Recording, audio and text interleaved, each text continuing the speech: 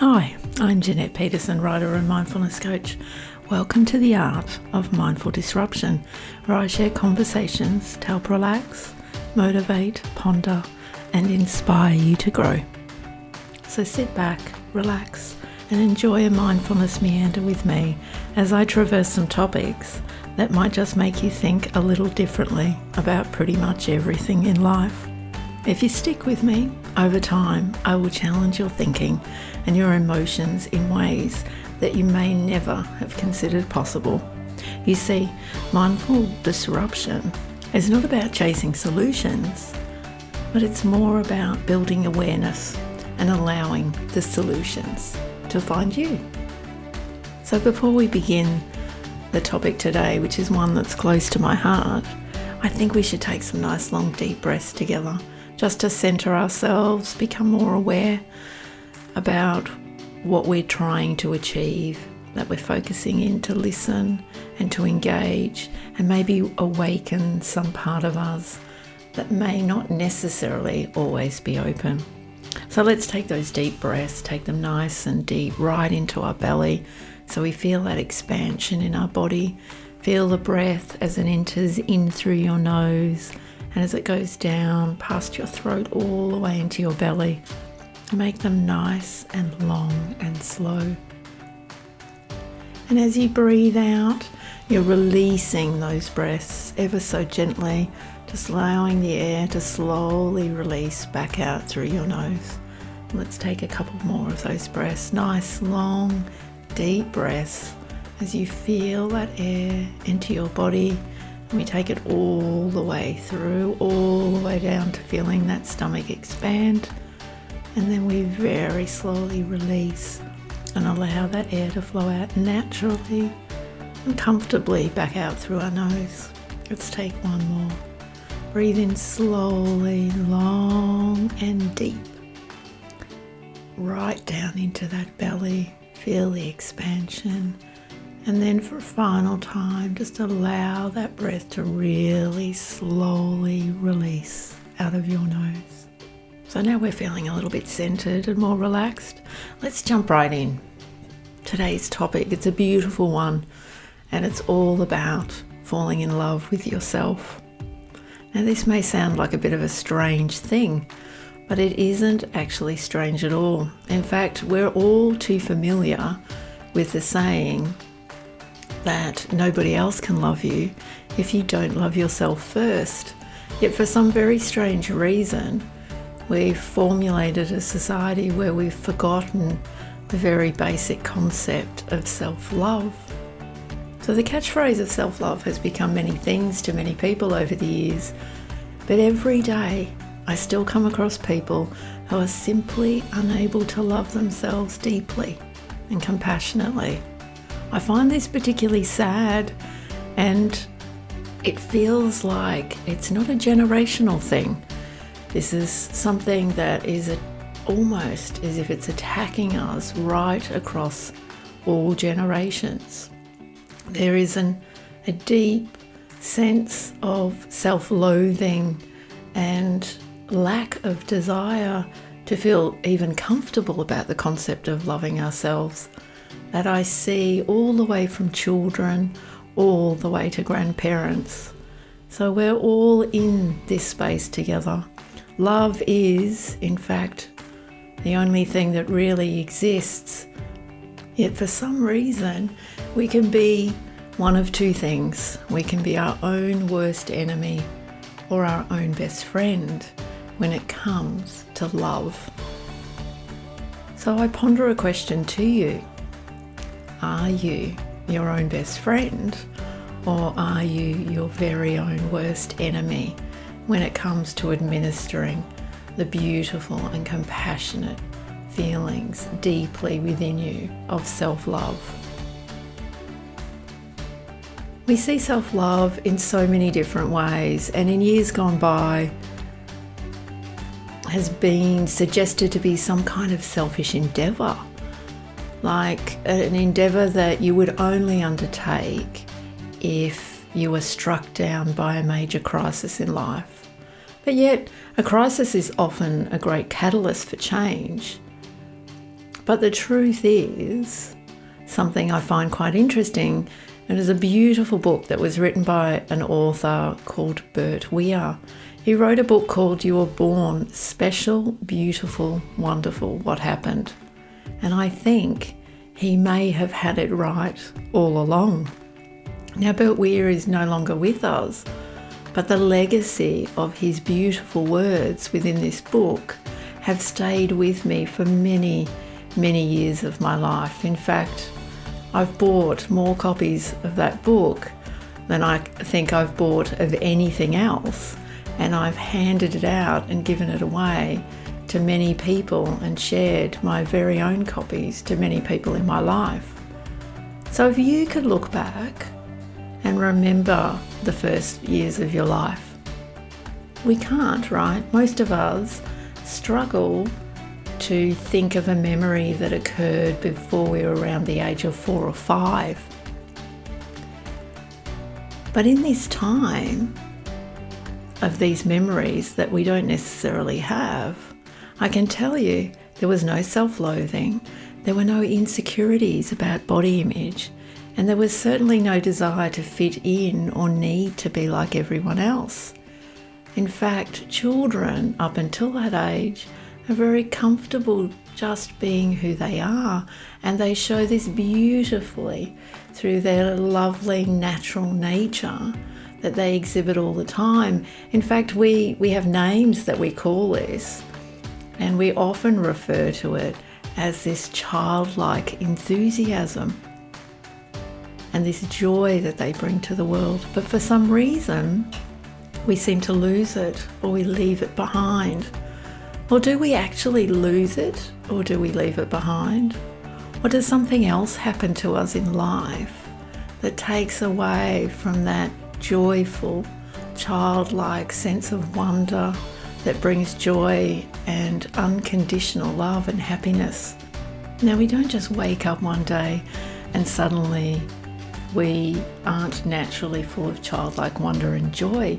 This is something that is slowly depleted, and it's basically occurring as a result of social and cultural conditioning.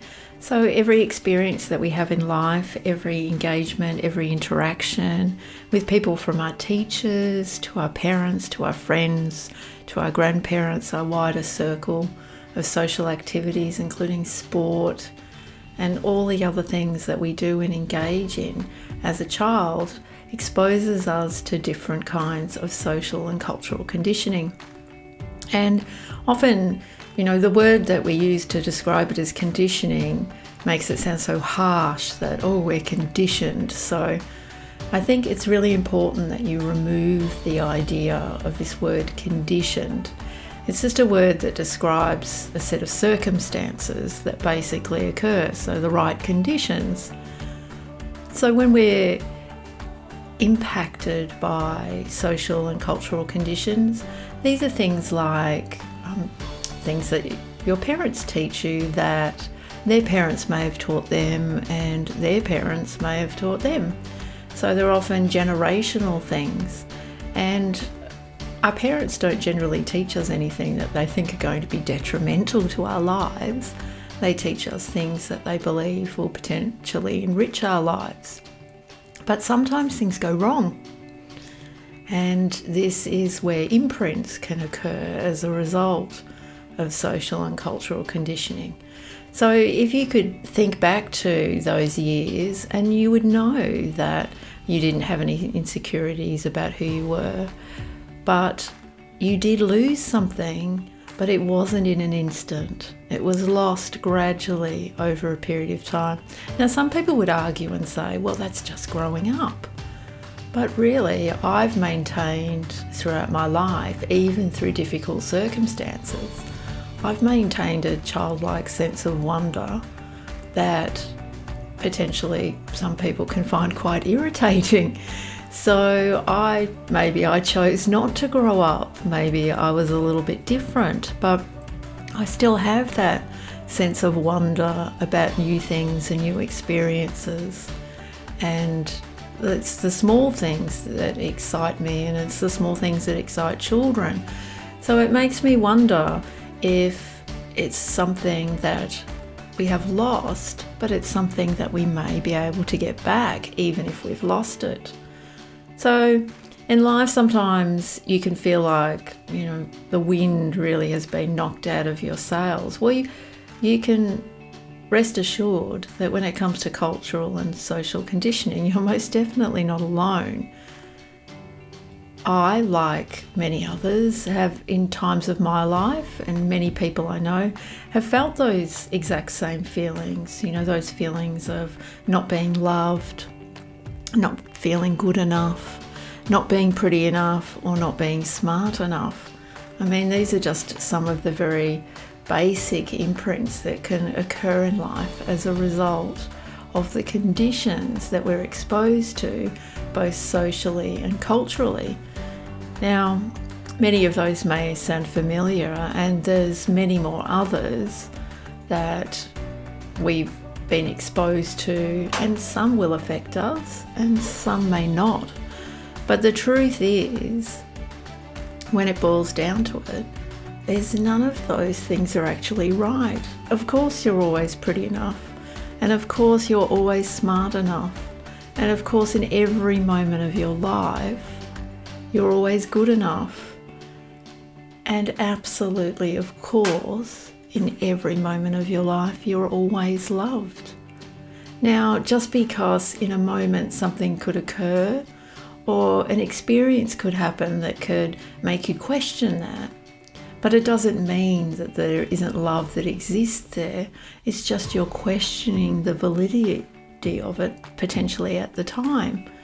So sometimes what happens in these imprints, we create these issues of self-loathing, and we forget to be kind and considerate to ourselves. And we not only have this imprint that occurs, but then we drag this imprint through our life. Now, if you can imagine, an imprint is like a ball of honey. I like to describe it as. It's like this sticky ball, because once you've had an imprint, there seems to be this stickiness that sits around the edge of that feeling. So imagine, I'll give you an example that I had in life. I used to sing in a choir. I used to love it. I wanted to audition for a solo part. Now, this will not be an unfamiliar thing that has potentially occurred to people who may be listening as well. And I auditioned, and my music teacher said to me, "Oh, Jeanette, do you play sport?" And I said, "Yeah, I love sport." She said, "Good, I think you probably should stick with sport." And so I left the room thinking that I was incapable of singing.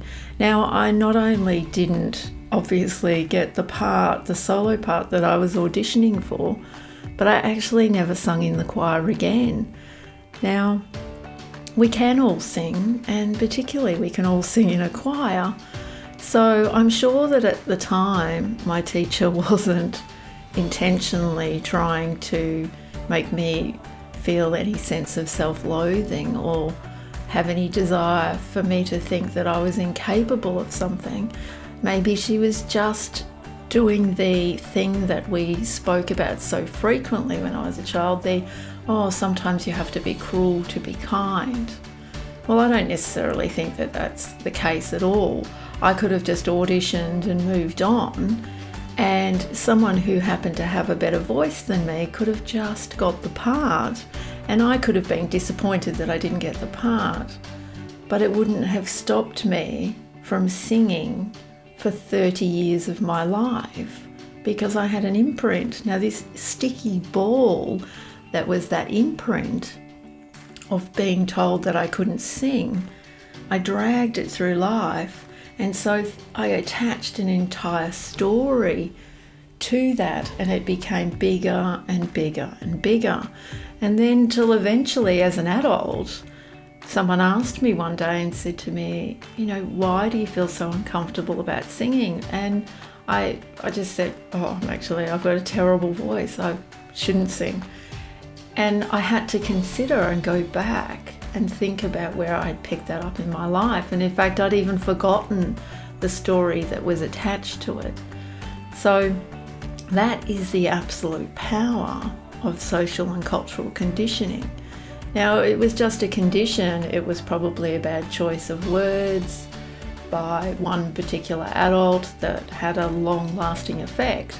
But I was able to backtrack to that and realise that with a bit of kindness and a bit of compassion, that the feeling that I had in that moment, because it was just a moment, all right? So this concept of not feeling loved or not being worthy only happens in a moment. It only becomes a lifetime if you take that imprint forward with you and you don't at some point in your life take the compassion and kindness of self-love to go back and reinvestigate. So obviously as an adult, I went back and I said, well, that's just ridiculous. Why would someone say something so terrible to a child and make me feel so terrible?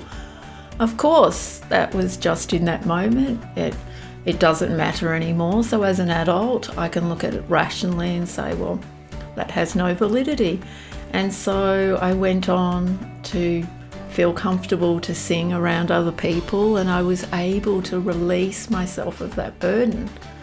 But that was a burden that I'd carried for 30 years. So self-love is incredibly powerful in that it can help you step back to those moments and reconnect with the very moment of when it occurred, and then consider it a little more rationally with the mindset that you have now as a grown-up, that imprint occurred because I was still a child and my brain hadn't developed enough to be able to say, well, that was just a bad decision of my teacher, but I'm not going to let that bother me. As a child, you necessarily don't have the development to do that. So when you feel like this, like those winds have been knocked from your sails, well, don't be concerned, because you can actually go back and uncover those moments and rationalize what they really are with a bit of kind and compassionate self-love. So I guess in putting this into context, self-love really is about not just acceptance of who you are, but it's also about your preparedness to do the work to uncover the best version of you.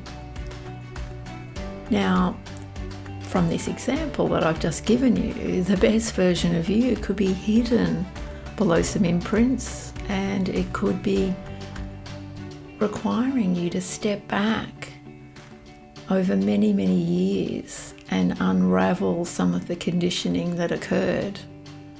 Now, there are many organisations that have been set up to help people in different ways to grow through self-love. And there's particularly a lovely organisation here in Australia called the Self-Love Movement, which was set up by a friend of mine. And she says a beautiful thing so well: the journey into self starts with one question. What am I willing to face to gain a deeper understanding of who I am?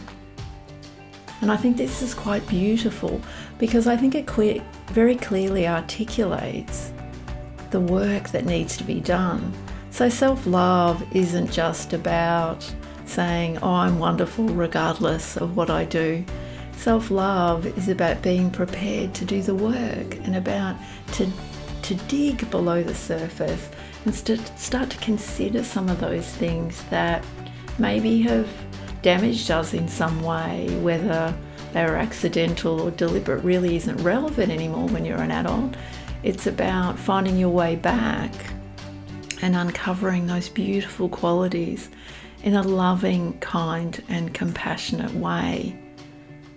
So to step back and begin that beautiful journey into self-love, it starts by taking the steps to uncover what's hidden below the surface, to be prepared to accept the beauty that is within and the changes that may need to take place in your life to bring back that special, beautiful and wonderful person that Bert Weir talked about that existed at birth.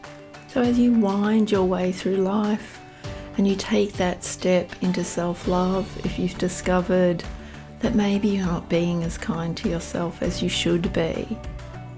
When you step back into that space and you look below the surface, it's really important to remember that it's not the finding or the finishing of the discovery that is important, but it is the discovery journey itself. It's the lessons that you learn on the way that help you to grow and change and become that best person possible. It's shaking off those old habits, those old feelings, and those old belief systems that help you really step in to that person you are and learn to love that person that you are becoming in all your entireties. And that includes the things about you that you may consider to be imperfect. It's not a race. So take all the time that you need to open up to the self-love that once existed below the surface. When you do, a whole new world awaits you, full of love, wonder and joy that you once had right back in the beginning. And when you step back and you look into those circumstances and you uncover those imprints that may have left lasting impressions that you're now ready to shake off as you move forward in life, you'll also discover some beautiful things that occurred for you while you were a child that you'd completely forgotten about, that will help elevate you as well into that feeling of self-love. So it is true that the concept of loving somebody else or being loved by somebody else, all love begins within us. We need to really focus and understand that the essence of love, whether we're giving it or receiving, it resides deep within us. And if there is something that is feeling like it's damaged or it's not completely accepted from that sense of self, then we will always stumble over the concept of love, whether that is giving or receiving love. And I can tell you it's an incredible, valuable lesson to learn. The lesson of self-love was one that I learnt over many years, and I learnt it very deeply and through overcoming some difficult circumstances in my life. I realised that I was seeking something on the outside in a desire to fulfill a hole or a gap that existed within me. But nothing that occurs on the outside, and it doesn't matter how much people externally love you, if you don't love yourself, that love just never really hits that top note. And only someone who has really dug deep and done the work really starts to understand the full benefit of what the concept of self-love means. So next time, when you find yourself reaching into a space saying those terrible things that we say to ourselves all the time, like, oh, Jeanette, you're an idiot. How could you have done that? Sit back and stop and think for a moment. Is this a loving gesture that I would say to my dearest friend? And maybe if it isn't, then you need to apply some self-love and you need to be kinder and more compassionate with yourself. We all make mistakes. We all get things wrong. We fall in love and we fall out of love. But the most important thing is to fall in love with yourself first. And if you haven't done this, it's never too late to go back and fall in love with you. The person that steps forward in that space full of love and joy will bring such greatness to the world, and you will naturally attract all the greatness that you desire, that you desired all your life. that maybe you were striving for, but you weren't coming from that basic place of that internal self-love. So is it time to head back up that river of life, to go back and find those imprints, find those things that created harshness or deep wounds, and start to nurture and soften those feelings, rationalize them with your adult mind as you are now, so then you can fall in love with yourself and move forward in life in a way where you treat yourself more like your very own best friend than your very own worst enemy. I hope you've enjoyed today's mindfulness meander. It's been a pleasure for me to bring these words to you and share some experiences. My name is Jeanette Peterson. I'm a mindfulness coach and writer, and I look forward to joining you on future meanders, where we talk about many, many topics that you may not only find useful for yourself, but for other people within your life. If you'd like to learn more about how mindfulness can help you traverse these difficult circumstances in life and bring back things like self-love, you can subscribe to this channel, which you're listening to right now, which is called The Art of Mindful Disruption. Or if you like to read, you can follow my blog. It's the same name, The Art of Mindful Disruption. And I look forward to you joining